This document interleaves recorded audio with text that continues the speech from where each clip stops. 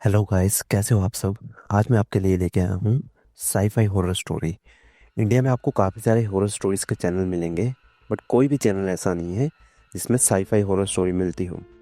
तो ये मेरी पहली स्टोरी है, देखते हैं आप कितना प्यार देते हो। आज की स्टोरी है एक नासा मिशन की। नासा ने 70s के टाइम में ही मून पे पहुंचने का रिकॉर्ड बनाया था, बट उसके बाद आज आज तक कोई भी मिशन नहीं किया। ऐसा नहीं है कि मिशन नहीं हुए हैं, पर पूरी दुनिया से चिपकर हुए हैं। क्योंकि अगर आपको इस कोई भी मिशन की सच्चाई पता चल जाएगी तो आप पागल हो सकते हो। हमारा यूनिवर्स बहुत बड़ा है। मैक्सिमम हमें क्रीपर बेल्ट तक की नॉलेज है, बट उसके आगे क्या है ये अब तक कोई नहीं जानता। अब आप सब बोल रहे होंगे कि क्रीपर बेल्ट क्या है। क्रीपर बेल्ट नेपच्यून की कक्षा के बाहर बर्फीलो पिंडों गहरा का घेरा है। तो नासा ने क्रीपर बेल्ट से आगे क्या है इसके लिए एक मिशन ऑर्गेनाइज किया, दुनिया से छुपा के। इतनी दूर जाने के लिए 12 साल का टाइम लगना था, जो कि एक बहुत बड़ा टाइम है। तो 3 ऐसे लोगों को छिपा के दुनिया के तैयार किया गया जिनकी फैमिली में आगे पीछे कोई नहीं है। क्योंकि नासो को भी पता था कि ये एक सुसाइड मिशन है, इसमें हर जगह रिस्क है और बहुत पैसा लगने वाला था। बट फिर भी साइंटिस्ट ने इस मिशन को ऑर्गेनाइज किया।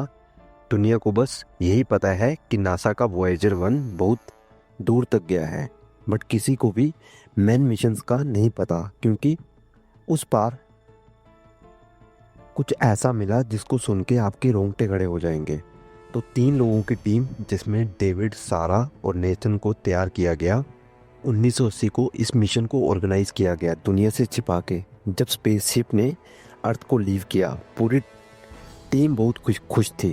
क्योंकि बेशक उनको पता था ये सुसाइड मिशन भी हो सकता है, बट उनको ऐसा लगता था कि वो कुछ ऐसा एक्सपीरियंस करने वाले हैं जो आज तक किसी इंसान ने नहीं किया है। वो तीनों बहुत ज़्यादा एक्साइटेड थे।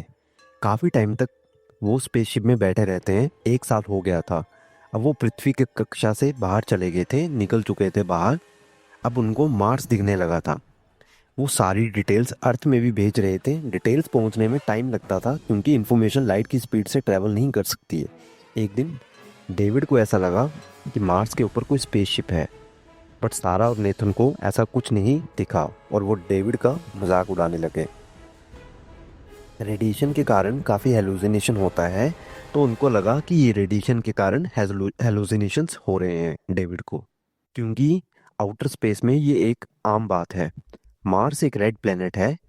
सब कुछ ठीक चलता रहा। 21 महीनों के बाद वो मार्स के ठीक ऊपर पहुंच चुके थे। डेविड को फिर से एक दिन स्पेसशिप दिखा। जैसे ही स्पेसशिप गायब हुआ, एक परछाई स्पेसशिप के बाहर ठीक डेविड के आंखों के सामने आ गई। ये सब देख के उसने टीम को इन्फॉर्म किया, बट जब टीम वहां पहुंची उनको कुछ नहीं दिखाई दिया। उन्होंने डेविड को हेलुसिनेशन की मेडिसिन लेने को कहा। अब डेविड डेली मेडिसिन लेना शुरू कर देता है। डेविड को एक दिन एक सिग्नल डिटेक्ट होता है। उसने सोचा ये अर्थ से आया होगा, बट जब उसने चेक किया तो सिग्नल का पाथ अर्थ नहीं, आउटर स्पेस था। उसने उसी टाइम सारा और नेथन को बताया। उन्होंने सोचा डेविड को फिर से हेलुसिनेशन होने लगे हैं, बट जब उन दोनों ने चेक किया तो सच में एक सिग्नल था जो अर्थ से नहीं आया था। उन्होंने उसी टाइम उस सिग्नल की डिटेल्स को अर्थ पे सेंड किया। 2 महीने बाद अर्थ को इसका पता चला, बट उन्होंने डिसाइड किया कि एक हम खुद इसको डिकोड करेंगे। बट अब उनके आगे एक सबसे बड़ी मुश्किल आने वाली थी। वो मुश्किल थी एस्ट्रॉयड बेल्ट। जब भी मार्स के बाहर जुपिटर तक पहुंचा जाता है, उसके बीच में एक एस्ट्रॉयड बेल्ट आती है जिसको क्रॉस करना नामुमकिन के समान है। लेकिन काफ़ी ये जब स्पेसशिप बनाया गया था तो एक वेल ऑर्गेनाइज्ड टीम ने इसका पाथ जो है वो बनाया था, ताकि ये एस्ट्रॉयड बेल्ट को पार करके अपने पाथ पे चल सके। सब कुछ ठीक चल रहा था, बट एक छोटा सा एस्ट्रॉयड उनकी स्पेसशिप में टकरा गया, जिससे ऑक्सीजन लीक होने लगा। उनको पता था अगर इसको ठीक नहीं किया तो वो क्रीपर बेल्ट पहुंचने से पहले ही मर जाएंगे। जैसे ही स्पेसशिप ने एस्ट्रॉयड बेल्ट पार किया, नेथन ने डिसाइड किया शिप को रिपेयर करने के लिए। नेथन एक टेक इंजीनियर है, और डेविड जो था वो शिप का कैप्टन था और सारा जो थी वो एक ऑर्गेनिक रिसर्चर थी। तो नेथन को ही बाहर जाना था क्योंकि उसको स्पेसशिप के बारे में काफ़ी नॉलेज थी कि कैसे ये स्पेसशिप बना है और कैसे ये काम करता है।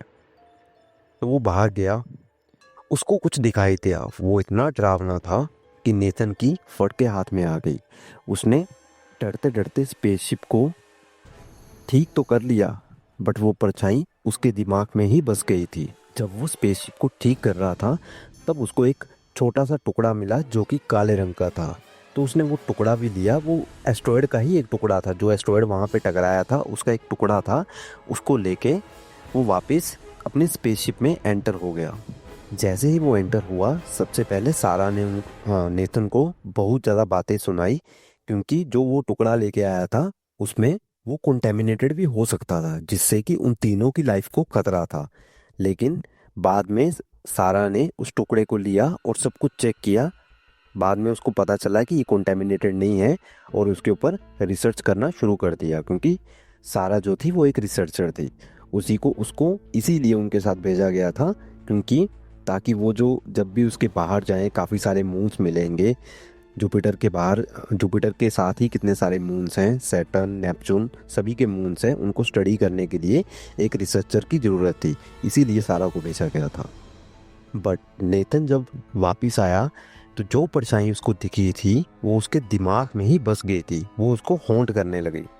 नेथन को भयानक भयानक सपने आने लगे।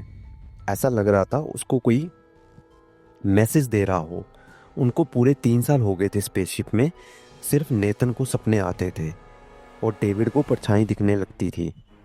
नेथन को डेली जब से वो परछाई दिखी थी रोज काफ़ी खतरनाक भयानक भयानक सपने आते थे, जिससे वो डर जाता था और उसका डेली का ही हो चुका था। बाकी डेविड और सारा को कोई सपना नहीं आता था, लेकिन अकेला नेथन ही था। उसके बाद कुछ महीने के बाद अर्थ से एक मैसेज आता है मिशन अबॉर्ट का, क्योंकि सिग्नल डिकोड हो गया था। तो इसीलिए उनको उसका मतलब पता चलता है, जिसमें कि उस सिग्नल का मतलब था यू आर वेरी स्मॉल। अब वो इतनी दूर आ चुके थे कि अर्थ पे वैसे तो वो जा सकते थे, लेकिन वो बहुत मुश्किल था, क्योंकि एस्ट्रॉयड बेल्ट में बहुत ज़्यादा रिस्क होता है, उसका पाथ डिसाइड करने में बहुत ज़्यादा रिस्क होता है। तो डेविड और पूरी टीम को ये पता ही था, क्योंकि डेविड एक कैप्टन था, उसी को ही डिसाइड करना था कि मिशन को अबॉर्ट करना है या आगे लेके जाना है। लेकिन पूरी टीम के साथ डिस्कशन हुआ इसके बारे में। उनको पता था कि अगर वो वापस गए तब भी मरेंगे, तो लेकिन अगर वो आगे गए तो उनको पता चलेगा कि आगे क्या है, जो कि आज तक कभी कोई इंसान वहाँ तक पहुँच ही नहीं पाया था। डेविड के अंदर बहुत ज़्यादा क्यूरियोसिटी जाग गई थी, क्योंकि एक तो ये message you are very small, और ऊपर से जो वो स्पेसशिप उसको दिखती थी, साथ में उसको भी परछाई दिखती थी, तो जिसके कारण उसको एक क्यूरियोसिटी थी कि नहीं, मेरे को आगे जाना है और आगे देखना है। टीम भी समझ चुकी थी कि पीछे जाने में कोई फ़ायदा नहीं है, तो उन्होंने डिसाइड किया आगे जाने का। उन्होंने परमिशन मांगी अर्थ से, और अर्थ ने भी अर्थ में बैठे रिसर्चर ने भी उनको परमिशन दे दी कि अगर वो अपने रिस्क पे जाना चाहते हैं तो वो जा सकते हैं। उनको यहाँ तक पहुँचने में 3 साल और 7 महीने हो गए थे। उन्होंने कैप्टन डेविड को कहा कि आप आगे बढ़ सकते हैं। अर्थ के रिसर्चर ने भी उनको परमिशन दे दी थी। धीरे धीरे स्पेसशिप मूव हो रहा था। एक दिन सारा रिसर्च कर रही थी, तो जो कुछ सैंपल जो एस्ट्रॉयड बेल्ट के नेतन को मिले थे वो सैंपल ब्लैक थे। सारा को पता चल गया था ये सैंपल वेंटा ब्लैक हैं, जो लाइट को पास नहीं होने देते। उससे ऐसी दुनिया का पता चला जो कि कोई सोच भी नहीं सकता। ये कुछ ऐसा है कि एक ऐसी दुनिया जो एग्जिस्ट तो करती है लेकिन दिखती नहीं है। वेंटा ब्लैक वो पार्टिकल्स होते हैं जो कि लाइट को पास नहीं करने देते हैं। जैसे ब्लैक होल अपनी पूरी लाइट को ही निगल लेता है, वैसे ही कुछ प्लैनेट्स ऐसे भी हैं जिन पे लाइट पहुंचती ही नहीं है। सारा ने ये सब डेविड और नेथन को बताया और अर्थ में भी सिग्नल सेंड किए। इस इंफॉर्मेशन की सारी डिटेल्स जो हैं वो सेंड की गई। अब सभी बहुत डर गए थे, क्योंकि अभी तक हम सोचते थे जो दिखता है वही होता है, बट अब पता चला जो हमें स्पेस में ब्लैक दिखता है वो कोई प्लैनेट भी हो सकता है, और वहाँ पे कोई एडवांस सिविलाइजेशन भी हो सकती है जो हमें दिखती नहीं है। एक ऐसी दुनिया जो कि दिखती नहीं है लेकिन रियलिटी में एग्जिस्ट करती है। अब उनको डेली एक सिग्नल मिलने लगा आउटर स्पेस से, जो कि हर बार डिफरेंट लैंग्वेज में होता, बट जब उस सिग्नल को 3-4 महीने लगा के डिकोड किया जाता तो उसका मतलब होता है हर बार यू आर वेरी स्मॉल, जो कि उनको पहले भी मिल चुका था। उनको डेली ये सिग्नल मिलता और इसका मीनिंग सिर्फ यही होता था, यू आर वेरी स्मॉल। अब पूरी टीम को परछाइयाँ दिखने लग गई थी, ये तो एक आम सी बात हो गई थी। डेविड हिम्मत रखता था, बट नेथन और सारा तो पागल होने जैसे हालात में चले गए थे। डेली हेलुसिनेशंस के टैबलेट लेते थे और उनको परछाइयाँ दिखती थी और डेली सिग्नल मिलते थे आउटर स्पेस से, जो पूरे डिकोड किए उन्होंने, और उसका मीनिंग हमेशा एक ही सेम होता था। उनको काफ़ी ज़्यादा साल हो चुके थे चले चले। वो जैसे ही उन्होंने जुपिटर क्रॉस किया, मार्स क्रॉस किया, सैटर्न क्रॉस किया, तो जुपिटर के मून्स को भी स्टडी किया उन्होंने, सैटर्न के मून्स को स्टडी किया, जिसमें अर्थ जैसा एटमॉस्फेयर होता था, बट ऑक्सीजन की जगह कार्बन डाइऑक्साइड होती थी। बहुत सारे मून में हाइड्रोजन होता था। जब भी वो किसी मून की स्टडी करते थे, हर बार कुछ अलग मिलता था, और अब उनको ऐसा लगने लगा था कि हर प्लेनेट में लाइफ पॉसिबल है। वो लाइफ कुछ ऐसी होगी, हर बार कुछ अलग ही मिलता था, क्योंकि हर प्लेनेट में लाइफ पॉसिबल हो सकती थी। जबकि जैसे कि हम ऑक्सीजन कंज्यूम करते हैं, वो CO2 या फिर हाइड्रोजन कंज्यूम करते होंगे। अब टाइम आ गया था जब वो क्रीपर बेल्ट के पास पहुंचने वाले थे। उनको लगातार 10 साल से वो पिछले चल रहे थे। वो नेपच्यून की कक्षा में पहुंच चुके थे, बट अब उनकी सिचुएशन बहुत ख़राब हो चुकी थी। वो हमेशा डर में रहते थे। आप खुद सोचिए, अगर आप उनकी जगह होते, 10 साल से स्पेसशिप में होते, डेली आपको सिग्नल मिलते, डेली आपको परछाइयाँ मिलती, नेथन को जैसे डेली ड्रीम्स आते थे, तो आपकी क्या हालत होती। वो डर से पागल हो चुके थे। उनको पूरे 10 साल से वो एक ही स्पेसशिप में रह रहे थे, एक ही जगह में रह रहे थे, तो उनको ऐसा लगता था कि ये हेलुसिनेशन हो सकती है, लेकिन वो हेलुसिनेशन की टैबलेट्स लेते थे। टीम ने पहले ही उनको पहले ही ये सब प्रिपेयर करके भेजा गया था। उनकी मेंटली चेकअप हुआ था, सब कुछ प्रिपेयर करके भेजा गया था उनको। उनको पता था कि ये 12 साल के बाद ही क्रीपर बेल्ट में पहुंचेंगे।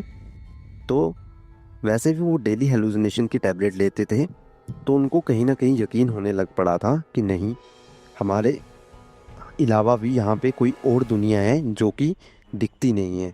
वैसे भी सारा ने जो रिसर्च की थी वो बहुत ज़्यादा भयानक थी, जो कि आने वाले टाइम में पूरी दुनिया को हिलाने वाली थी। उसको ऐसा कुछ लगने लगा था कि नहीं, जो हमें ये सामने ब्लैक दिख रहा है, इसमें भी यहाँ पे भी कुछ ना कुछ होगा। अब वो नेपच्यून को क्रॉस करके एक ऐसी दुनिया देखने वाले थे जो कि कभी किसी ने सोचा भी नहीं होगा। उनको अर्थ में सिग्नल भेजने में 2 साल लगते थे और वहाँ से रिप्लाई आने में 4 साल। सोचिए, ये एक बहुत लंबा टाइम पीरियड होता है, जिसको कि सोच के ही दिमाग खराब हो जाता है।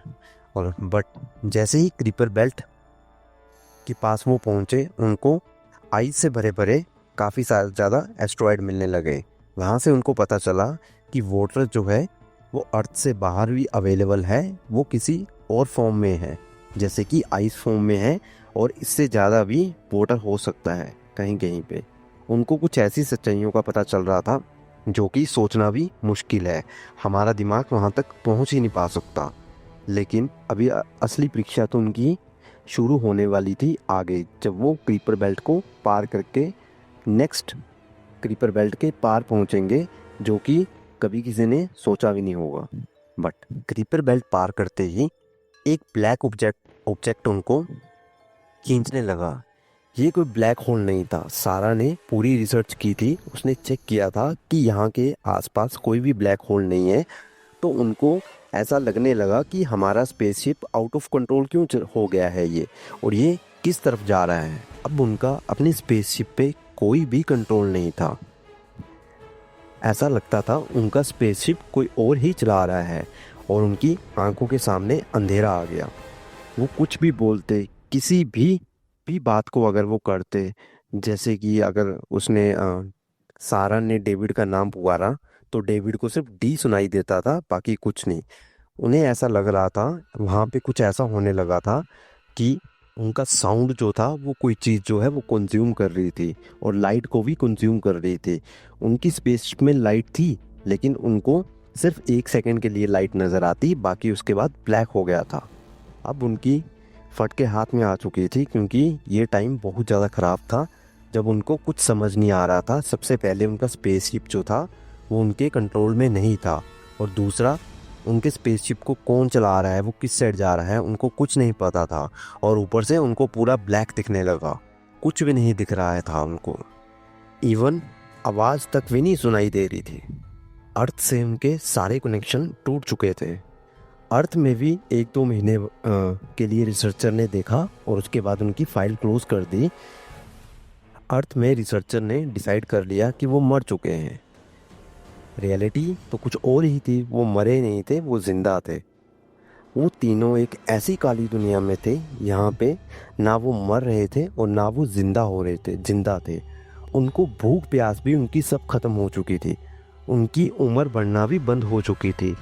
अब उनको बस एक ही बात याद आती थी, वो मैसेज जो उनको मिले थे कि यू आर वेरी स्मॉल। वो सब एक ऐसी दुनिया में थे जिसमें उनका माइंड एक्टिव था, बट सब मर चुके थे। उनको एक ऐसी सिविलाइजेशन का पता चला जो बिल्कुल अंधेरे में रहती है, पूरी यूनिवर्स उनके माइंड में है। अब उनको पता चल चुका था कि लाइट तो एक धोखा है, असली रियलिटी काली दुनिया में है।